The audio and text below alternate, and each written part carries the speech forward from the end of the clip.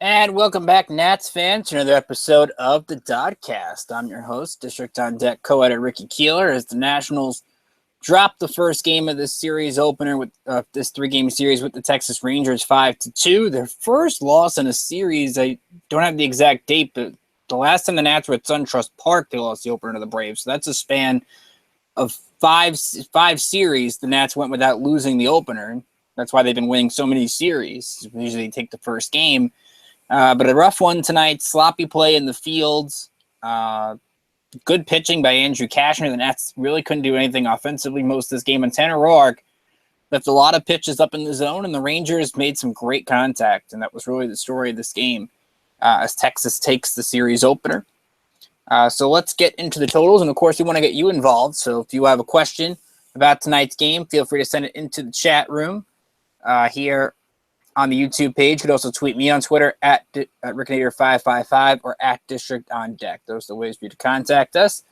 So let's get into the totals. Texas Rangers get 5 runs on 13 hits, no errors, as they go to 28-32. The Nats 2 runs, 9 hits, 3 errors. They're now 38-22. Andrew Cashner gets the win. He goes to 3-5.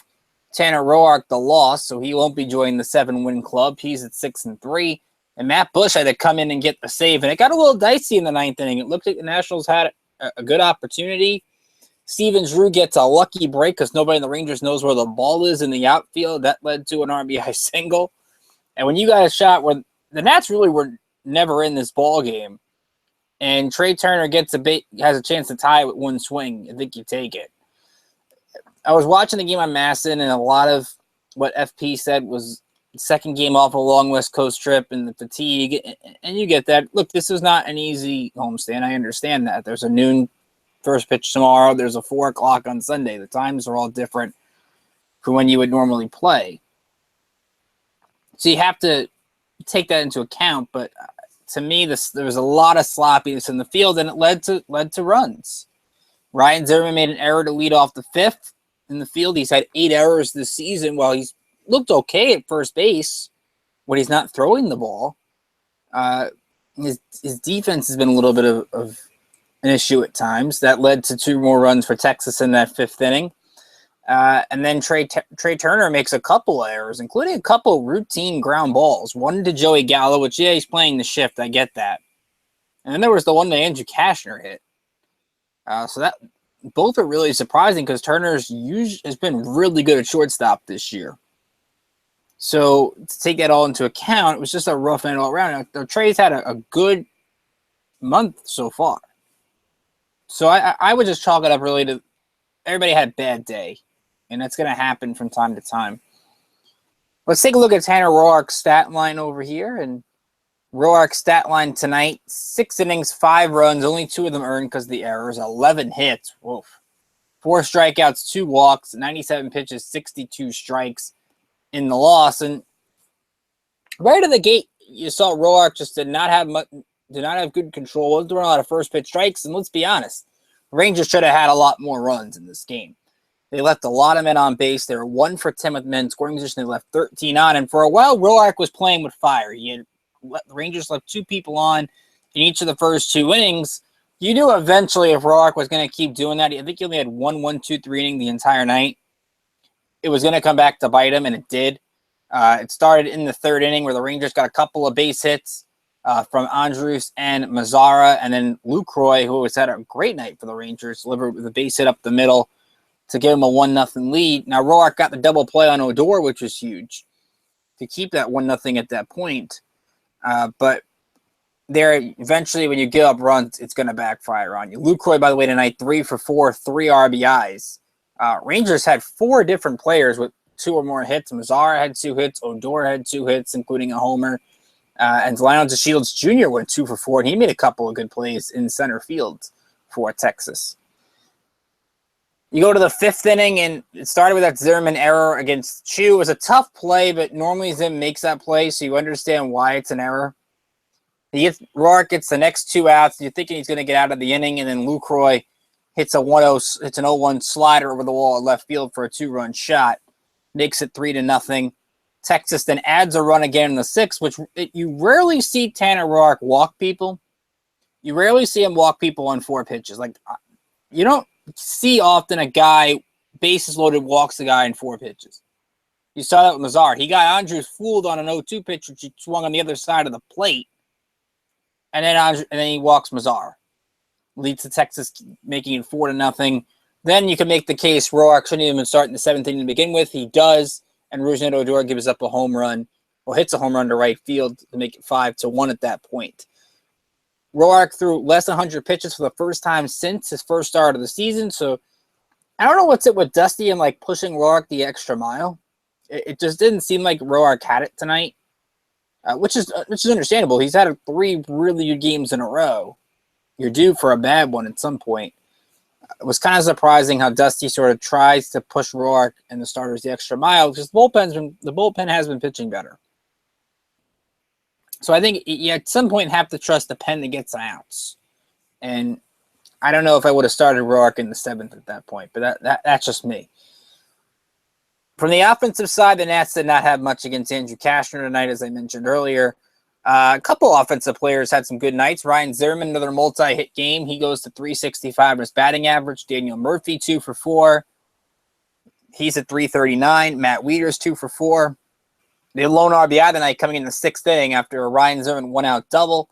Anthony Rendon delivers a 2-out base hit to left. He gets thrown out at second on a good heads-up play by Cashner. Because if he lets that ball get to Lucroy, Rendon's going to get into second base. And another runners in scoring position opportunity. But the Nats come away with only 1 run in that frame. And that really was their lone significant rally until the 9th inning. But Rendon picks up RBI number 37 on the season.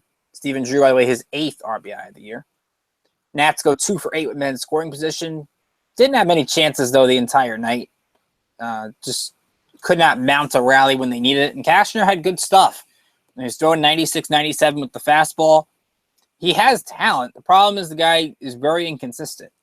So you never know what Andrew Cashner is going to show up. And tonight he had his good stuff. 7 innings, 1 run, 6 hits, 4 strikeouts, 2 walks, 94 pitches, only 59 strikes. But it was enough for the Rangers to get the W in a game that took exactly 3 hours. Looking at the bullpen in this game, I thought Andy Romero, he showed some good signs of striking people out with 100, 101 miles an hour. He got out of bases loaded in the 7th inning. So you see sort of good and bad Andy Romero. Now, Joey Gallo did get a double off him. And we didn't do 3 to watch for the Texas series, but I'll tell you this. Don't make a mistake to Joey Gallo over the heart of the plate. He'll crush it. The Rangers have good home run power on their team. Odor can hit for power. Lucroy can hit for power. Mazara's got good home run hitting. Chu could even hit a home run on the leadoff spot. Even Profar can hit one from time to time. They can crush the ball. Now, they might strike out a lot, but they can crush the ball.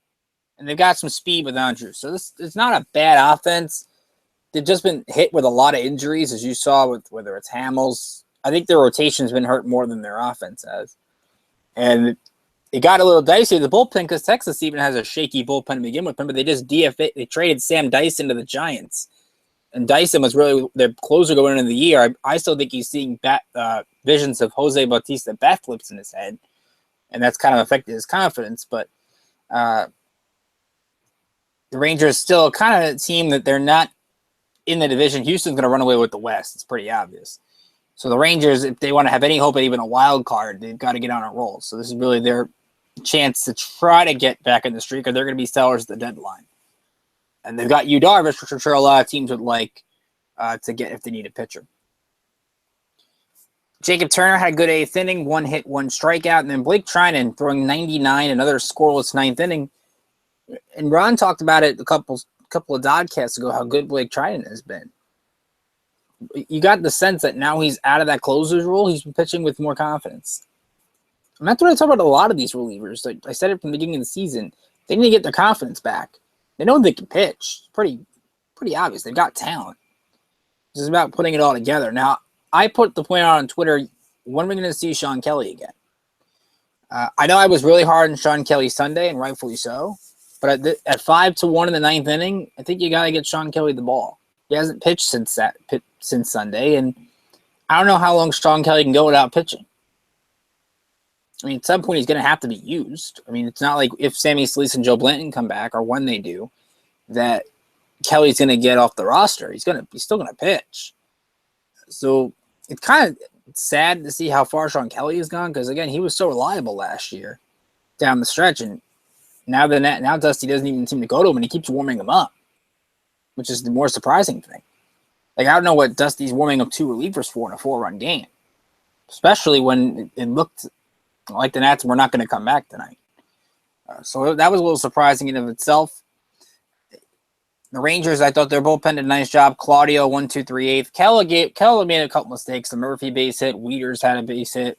And then Matt Bush did the job, got a ground out by Taylor. Can't blame him for the defense's mistakes on Drew. And then Turner grounds out. Almost beat it out, too. And ground ball that was a chopper over the pitcher. And Bush made a nice play on it to end the game. Another problem you have to look at right now for the Nats, and we talked about it a lot, and you're starting to get to that point where if the 2 spot doesn't step up, I think Dusty have to make some changes. Brian Goodwin again in that 2 spot tonight. In left field, he goes 0 for 3 with the strikeout. Ryan Raybird came in for the 8th inning. He struck out.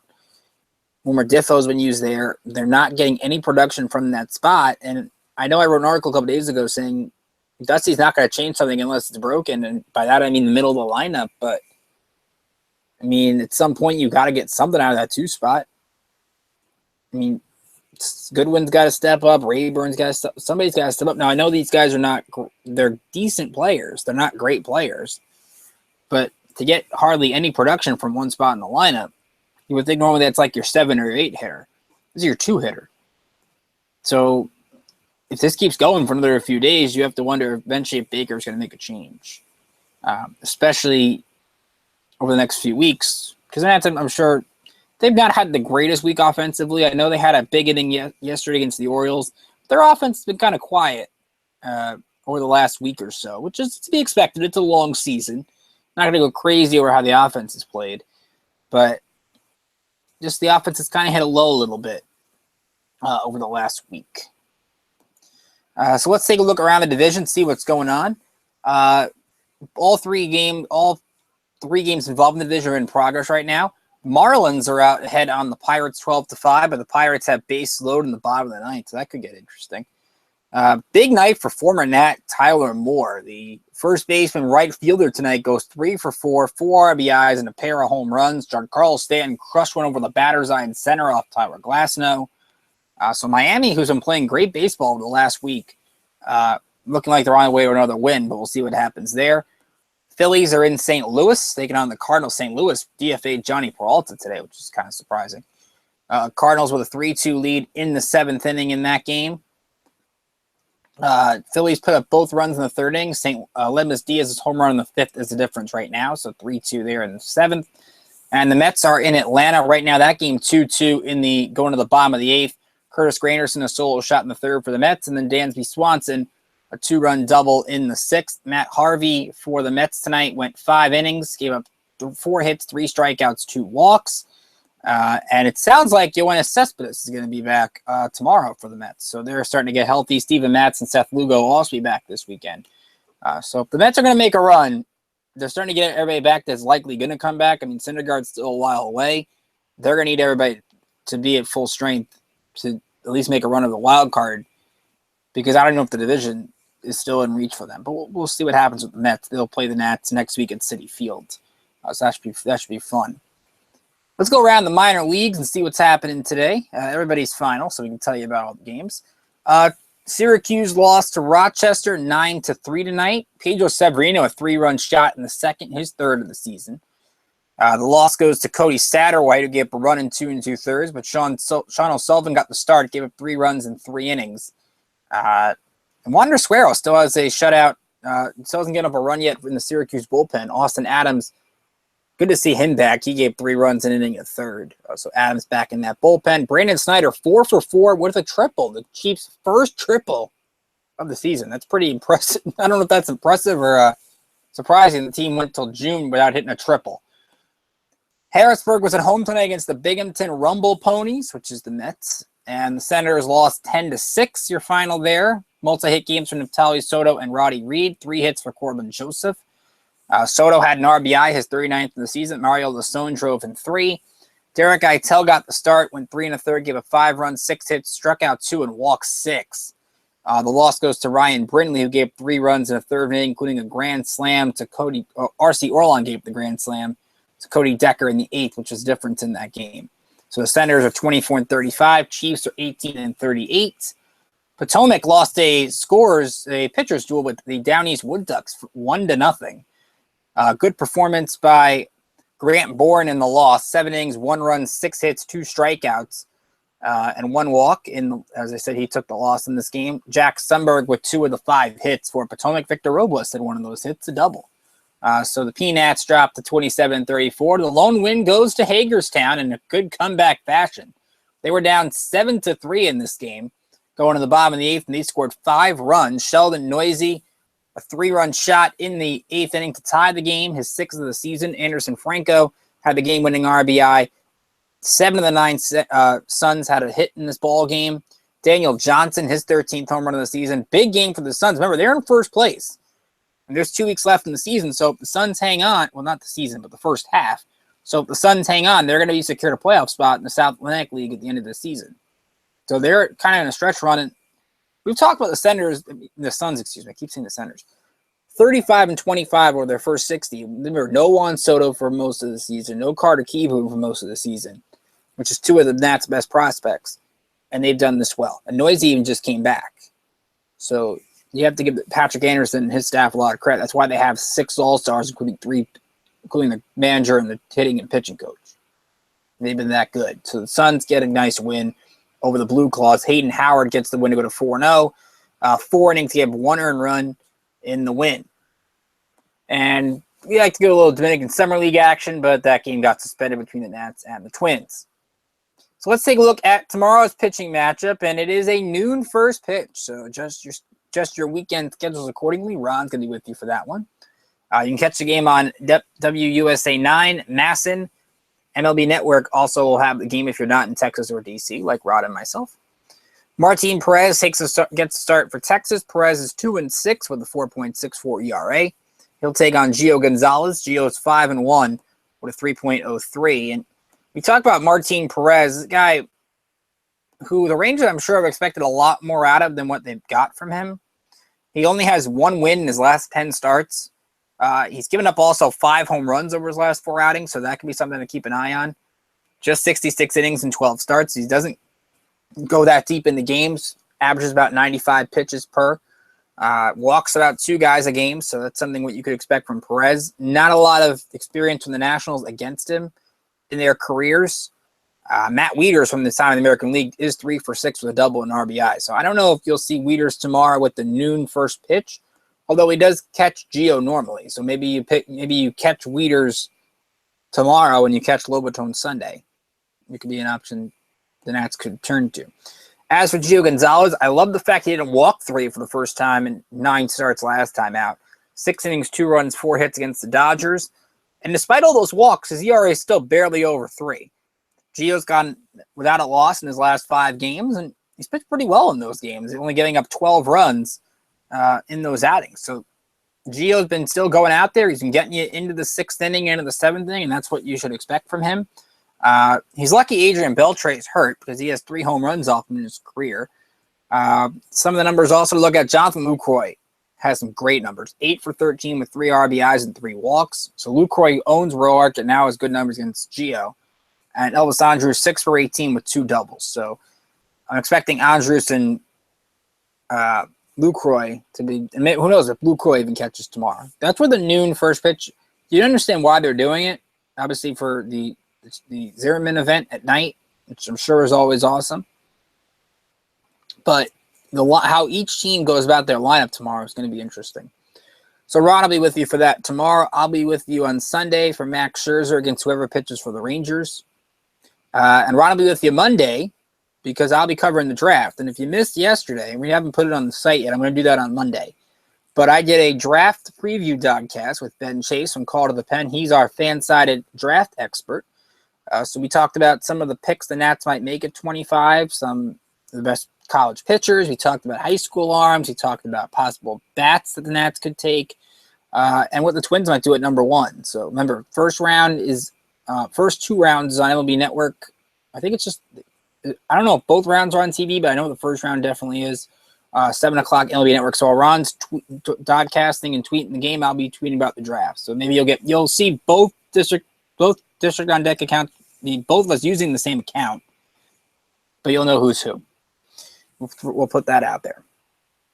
So that's your schedule for the next couple days. On the site today, I wrote up another draft profile in Oregon left-hander David Peterson.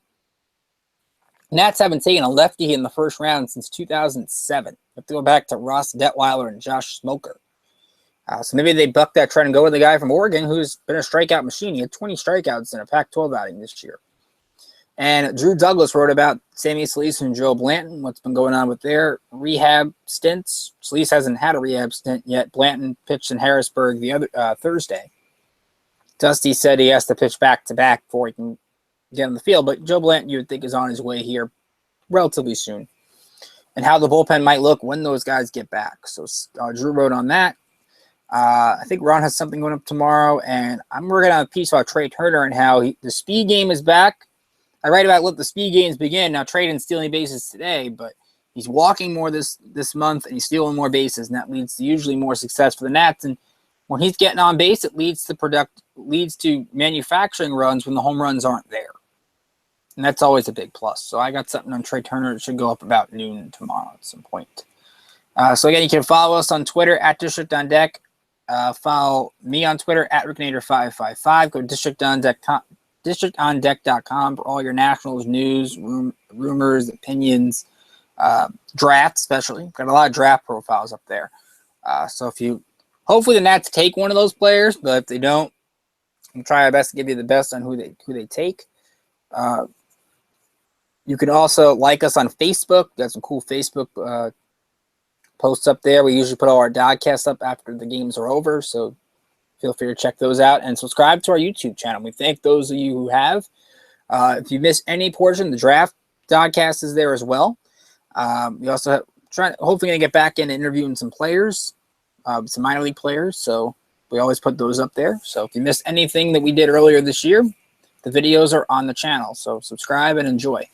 So the Rangers get the win tonight, 5-2. Rough game from Tanner Roark. I thought got to get the ball down, but the Rangers made a lot of good contact, hit the ball hard. The Nationals just did not have much tonight against Andrew Kashner, but this offense eventually going to wake up again. It's eventually going to score a lot of runs. That's how talented this team is. So overall, with District on Deck, for myself, Ricky Keeler, I wish you a great night, and Ron will see you back here early tomorrow afternoon for the second game of Rangers-Nats.